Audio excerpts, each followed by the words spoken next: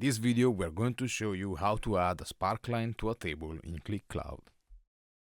In this example we have this straight table containing some data, and we want to add a Sparkline to it. Let's begin by adding a measure to the table. From the fields list, drag the margin measure to the table. Select the option Add as Measure and choose Sum as the aggregation method. In the Properties panel, expand the data section and select the measure you just added, in this case margin.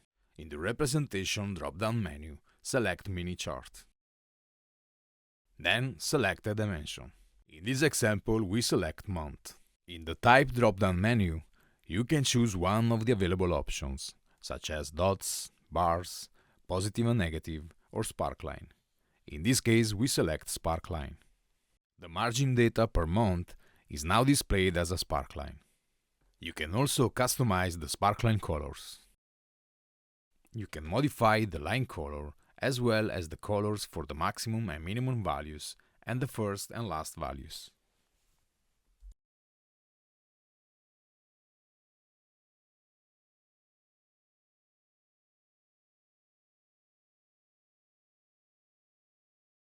And here's the result. You have successfully added a custom Sparkline to your table. And that concludes this video. Thanks for watching.